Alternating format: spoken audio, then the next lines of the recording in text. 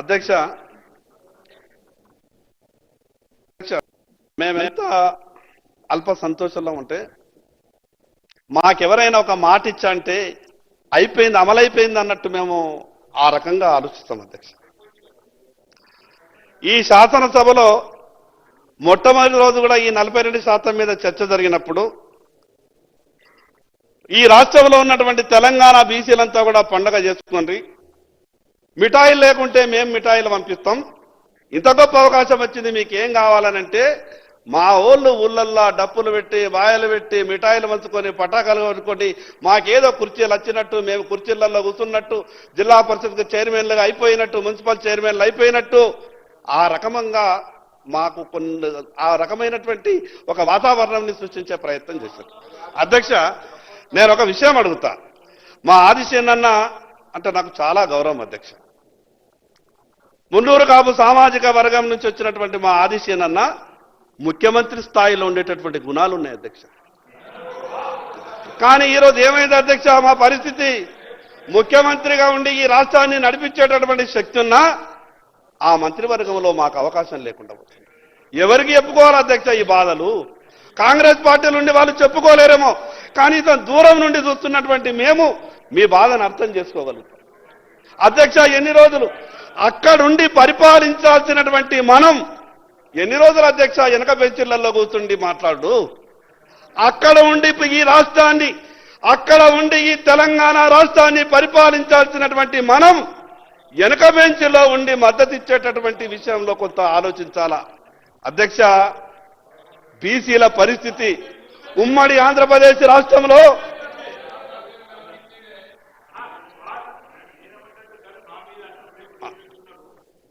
సేనన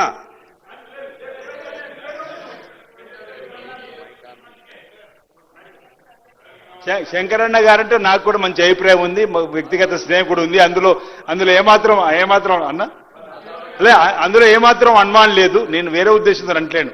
సరే, మా పైన మీరు ప్రేమ చూపిస్తున్న సందర్భంలో మా శ్రీధరన్న గారు కూడా అంటున్న సందర్భం, మీరు ముందు సీట్లో కూర్చుంటే ప్రతిపక్ష నాయకుడికి మీరు ఉంటే బాగుంటుందనేది మా వైపు కూడా ఆలోచన ఉందనేది చెప్పే ప్రయత్నం చేస్తున్నాం. అధ్యక్ష, నేనేమంటున్నా ఒకటే, మీరు ఏదైతే మనం పట్టాలు కాల్చినామో, స్వీట్లు పంచుకున్నామో, సంబరాలు చేసుకున్నామో, బీసీ సమాజం ఇక్కడ తెలంగాణలో కాంగ్రెస్ ప్రభుత్వం వచ్చింది, ఇందిరమ్మ రాజ్యం వచ్చింది, పేదలకు సంబంధించిన పేదవారికి సంబంధించిన అనేక సమస్యలు పరిష్కరించి ముందుకు పోతూ మనకు 42% రిజర్వేషన్ ఇస్తుంది అనేటువంటి సంతోషం ఉన్నమాట వాస్తవమే. కానీ ఆ సంతోషాన్ని ఆవిరి చేసింది మాత్రం కేంద్ర ప్రభుత్వం.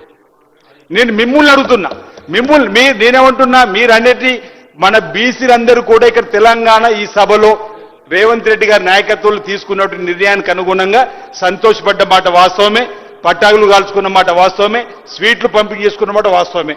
రేపు మనము చట్టసభల్లోకి అడుగు పెట్టడానికి ముందడుగు స్థానిక సంస్థలో మనం వెళ్తున్నాం చెప్పని సంతోషం.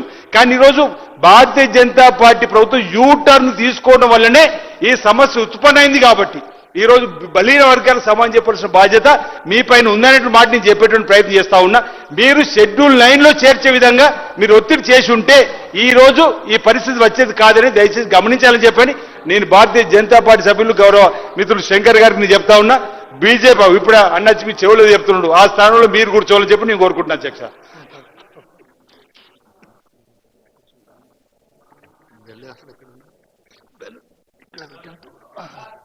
అధ్యక్ష, నేను 4-5 నిమిషాలు అయింది అధ్యక్ష. మిగతా సమయం అంతా కూడా మంత్రులు మిగతా వాళ్ళే మాట్లాడుతున్నారు. అధ్యక్ష, అటుదిక్కు నుంచి మాట్లాడుతూ నెపం భారతీయ జనతా పార్టీ మీద, కేంద్ర ప్రభుత్వం మీద పెట్టాలని ప్రయత్నం చేస్తున్నారు. అధ్యక్ష, బీసీ బిల్లు మీద ఈ సభలో మాత్రమే చర్చ జరిగింది. దీనికి భారతీయ జనతా పార్టీ సంపూర్ణ మద్దతు ప్రకటించింది. ఏ వేదిక మీద భారతీయ జనతా పార్టీ వ్యతిరేకించింది? మేము వ్యతిరేకించినటువంటి అంశాలను చర్చ చేసి రాజకీయ లబ్ధి పొందాలనుకుంటూ మీరు ఏదైతే ఆలోచన చేస్తున్నారో దాన్ని బీసీ సమాజం అంతా కూడా ఈరోజు గుర్తిస్తా ఉన్నది. అధ్యక్ష, ఈ అడ్డంకిలు తెలవయా? సుప్రీంకోర్టు జడ్జిమెంట్లు తెలవయా మీకు? షెడ్యూల్ 9 తెలవదా? తమిళనాడు రాష్ట్రం పడ్డటువంటి కష్టం తెలవదా? మహారాష్ట్రలో జరిగినటువంటి విషయం తెలవదా? కామారెడ్డి డిక్లరేషన్ లో భవిష్యత్తులో ఈ దేశంలో కాంగ్రెస్ పార్టీ అధికారంలోకి రాదన్న విషయం మీకు తెలవదా? మీకు అన్ని విషయాలు తెలిసి ఈ రాష్ట్రంలో కూడా అధికారంలోకి ఎట్లా రాము, మాటిస్తే మనదేం పోతున్నది అన్నట్టు మీరు మాట్లాడినట్టు అనిపిస్తా ఉన్నది. సరే, అదృష్టం కొద్ది అధికారంలోకి వచ్చిర్రు, మీరు మిగతా 99 విషయాలు ఎందుకు అమలు చేయరు? దాని మీద ఎందుకు మీరు సమాధానం చెప్పరు? మేము స్పష్టంగా చెప్పినాం, ఖచ్చితంగా ఈ రోజు 42% బీసీలకు రిజర్వేషన్లు కావాల్సిందే. దానికి భారతీయ జనతా పార్టీ సంపూర్ణ మద్దతు ప్రకటిస్తున్నది. ఒక అడుగు ముందుకేసి ఒక సభలో ఏదో సభలో ముఖ్యమంత్రి గారు ఉంటే మేము ఎందుకు గొప్పగా ఆశపడి తొందరగా నమ్మే సమాజం ఏదంటే బీసీ సమాజం. ఎవరైనా కానీ మాకేదైనా మాటిస్తే చాలా గొప్పగా నమ్ముతాం. మాటిచ్చినటువంటి వ్యక్తులు మోసం చేయరు అని బలంగా నమ్మేటోళ్ళం. ఆ రకంగా నమ్మినటువంటి మాకు పూర్తిగా నిండు మోసం చేస్తున్నట్టే కనిపిస్తా ఉన్నది. నిధుల విషయంలో మీరు ఎందుకు స్పష్టం చేయరు? మీ దగ్గర లేని అధికారం గురించి మీరు చర్చ చేస్తున్నారు కదా, మీరు దగ్గర ఉన్నటువంటి నిధుల గురించి మీరెందుకు కనీసం సభలో ఈ రాష్ట్ర బీసీలకు సమాధానం చెప్పరు? అధ్యక్ష, ఆ సభలో ఇదంతా కూడా అమలైపోయినట్టు పేర్లు కూడా మార్చేసినారు అధ్యక్ష. మా సోదరులు కాంగ్రెస్ పార్టీలో ఉన్నటువంటి మా సోదరులు ఒక సభలో గౌరవ ముఖ్యమంత్రి రేవంత్ రెడ్డి గారు కాదు, రేపటి నుంచి రేవంత్ గౌడ్గా పిలవండి అని మా ఒక సోదరుడు మాట్లాడింది. అధ్యక్ష, నేనేమంటున్నా, ఆశల పల్లకిలో ఊరేగిస్తున్నారు మనని. ఆ రకంగా ఊహించుకోండి అని అంటున్నారు. ఇంకా మన చేతిలోకి ఏమీ రాలేదు. ఈ మాటల వల్లనే, ఈ చేష్టల వల్లనే ఇవ్వాల్సినటువంటి అధికారంలో ఉన్నటువంటి కుర్చీలలో కూర్చున్నోళ్ళు వాళ్ళ మనసులు కరుగుతలేవు అధ్యక్ష. ఈ రాష్ట్ర జనాభా 54% ఉంటే వాస్తవంగా ఈ రాష్ట్రాన్ని బహుజనులు పరిపాలించాలి. మెజార్టీ ఎవరుంటే వాళ్ళే ఈ రాష్ట్రాన్ని పరిపాలించాలా. ఉమ్మడి ఆంధ్రప్రదేశ్ రాష్ట్రంలో మాకు అవకాశం రాలేదనుకున్నాం. తెలంగాణ రాష్ట్రం వచ్చిన తర్వాత 56% ఉన్నటువంటి బీసీలకు ఈ రాష్ట్రాన్ని పరిపాలించే అవకాశం వస్తుందనుకున్నాం. కానీ ఏం జరిగింది అధ్యక్ష? ఏ రాజకీయ పార్టీలు ఈరోజు సీనన్న మాట్లాడిండు, మిగతా సభ్యులు మాట్లాడిండు, పార్లమెంటుకు 2 అసెంబ్లీ టికెట్లు కూడా ఇవ్వలేదన్నా కాంగ్రెస్ పార్టీ బీసీలకు. పార్లమెంట్లో 2 బీసీలకు అసెంబ్లీ టికెట్లు కూడా ఇవ్వలేదన్నా. కోటా పూర్తి చేయడానికి హైదరాబాద్ లో ఇచ్చినటువంటి 7 సీట్లను కలిపి మీకు లెక్క చూపిండ్రన్నా. ఇది మీ ఏఐసీసీ ఆఫీసులో ఉన్నదన్నా, కావాలంటే మీకు ఒక కాపీ ఇస్తానా.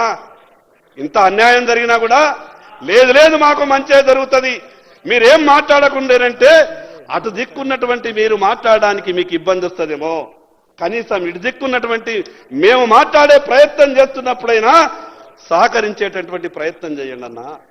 అధ్యక్ష, ఈరోజు తెలంగాణ రాష్ట్రంలో ఈ రాష్ట్ర బీసీలకు జరుగుతున్నటువంటి అన్యాయం మీద మాట్లాడేటప్పుడు ఈ రాష్ట్రంలో ఉన్నటువంటి నా బీసీ సోదరులు కూడా తెలంగాణ అసెంబ్లీ వైపు చూస్తున్నారు. మా గురించి ఏమన్నా చర్చ జరుగుతుందేమో, మా గురించి ఏమన్నా మంచి జరుగుతుందేమో. అధ్యక్ష, ఈరోజు సీఎంఓ కార్యాలయం చూడండి అధ్యక్ష, ఈ రాష్ట్ర ఇంటెలిజెన్స్ వ్యవస్థను చూడండి, ఈ రాష్ట్ర హైకోర్టు అడ్వకేట్ జనరల్ వ్యవస్థను చూడండి. దేంట్లో మాకు భాగస్వామ్యం కల్పిస్తారు అధ్యక్ష? మేము వార్డు మెంబర్లు మాత్రమే కావాలనా? ఎంపీటీసీలు మాత్రమే కావాలనా? మండలాలకు ఉపాధ్యక్షులు మాత్రమే కావాలనా? అధ్యక్ష, మడుము బంగారం ఒక పక్క ఉంటే మాసం హుకూమత్ ఇంకో పక్క. మాసం హుకూమత్ అనేది ఒక గ్రాము అధికారం కూడా 100 కిలోల బంగారాన్ని కొట్టేటటువంటి శక్తి అధికారానికి ఉన్నది. ఆ అధికారం ఇవ్వండి అధ్యక్ష, ఆ అధికారం ఇవ్వండి అధ్యక్ష. ఈ సభ నుండి మాట్లాడగలుగుతానో లేదో నాకు తెలియదు అధ్యక్ష. కొలీజియంలో హైకోర్టు జడ్జిలుగా సిఫారసులు అయ్యేవాళ్ళు కూడా ఎవరు అధ్యక్ష? మీ చుట్టాలే, మీ బంధువులే. మాకు ఈ అధికారంలో ఉన్నటువంటి ప్రభుత్వాలలో చుట్టాలుండరు, మాకు బంధువులు ఉండరు. ప్రతి విషయంలో బీసీలకు అన్యాయం జరుగుతా ఉన్నది. ఈ జరుగుతున్నటువంటి అన్యాయాన్ని సభ దృష్టికి తీసుకురావడం నా బాధ్యత. సామాజిక న్యాయం అంటే కేవలం ఒక్క 42% మీద చర్చ పెట్టి మిగతా 99 అంశాలని మేము పట్టించుకోము అనంటే మీకు ఓటేసినటువంటి బీసీలంతా కూడా కాంగ్రెస్ ప్రభుత్వాన్ని ప్రశ్నిస్తున్నారు. అధ్యక్ష, నేను మాట్లాడుతున్నటువంటి మాటలు ఈ రాష్ట్రంలో బీసీలకు జరుగుతున్నటువంటి అన్యాయం మీదనే మాట్లాడుతున్నా. నేను ఏ ప్రభుత్వాన్ని నిందించాలను, ఏ రాజకీయ పార్టీనో నిందించాలని మాట్లాడతలేను అధ్యక్ష. ఇప్పుడు ఇప్పుడు ఇంతకుముందు మేము స్వల్పకాలిక చర్చ కాదు షార్ట్ డిస్కషన్ వారు పోతున్నారు చెప్పి మొదటి నుంచి చెప్తున్నాం అధ్యక్ష. వారు మాట్లాడుతున్నప్పుడు హైకోర్టు జడ్జిల కొలిజియం గురించి మాట్లాడింది అధ్యక్ష.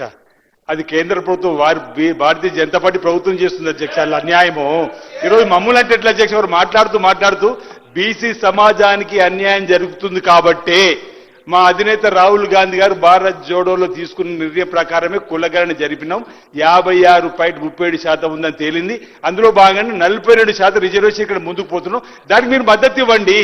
ఈరోజు మీరు అన్నటువంటి మా రాహుల్ గాంధీ గారు కూడా అనేక సందర్భాలు ఈ దేశంలో అనేక కార్పొరేట్లలో కూడా దళితులందరూ బీసీలందరూ వేలి మీద లెక్క పెడితే కూడా కనిపించినంత ఉన్నారని చెప్పని మా రాహుల్ గాంధీ గారి నినాదమే ఈరోజు శంకర్ గారి నినాదంగా ఈరోజు ఈ అసెంబ్లీలో కనిపించింది తప్ప మరొకటి కాదు అధ్యక్ష. ఈరోజు పక్కన కర్ణాటకలో ఈరోజు మా రామ్మోహన్ రెడ్డి గారు ఇప్పుడే ఇచ్చినటువంటి సందేశం, ఆనాడు 7 రూపాయలు మీరు ముఖ్యమంత్రి చేసిరు, ఈరోజు మేము సిద్దిరామయ్య గారు బీసీ ముఖ్యమంత్రి చేసాం అధ్యక్ష. మాకు అవకాశం వచ్చేందుకు చేసడానికి కోసం ప్రయత్నం చేస్తున్నాం అధ్యక్ష. ఈరోజు మీ చేతిలో ఉన్నటువంటిది యూటర్న్ తీసుకున్నారు కాబట్టి ఇదంతా చర్చ జరుగుతూ ఉంది. బీసీల పక్షపాతిగా ఈరోజు మా అగ్రనేత రాహుల్ గాంధీ గారి ఆలోచనకు అనుగుణంగా తెలంగాణ రోల్ మోడల్ అయింది అధ్యక్ష. ఈరోజు కులగణలు కానీ 40% రిజర్వేషన్ ఇచ్చి ముందుకు పోవడానికి ఈరోజు మరో మాటను మీరు రాహుల్ గాంధీ గారు ఎందుకు రాలని చెప్పి ఒక మాట అధ్యక్ష. రాహుల్ గాంధీ గారు ఆ రోజు ఒక్కరోజు ముందే ఇందిరా భవన్ లో, అంతకంటే తలకొద్దరు మీటింగ్ లో కూడా బీసీకి సంబంధించి తెలంగాణ యొక్క కులగన్న తీరుతెన్నుల్ని మెచ్చుకున్నారు అధ్యక్ష.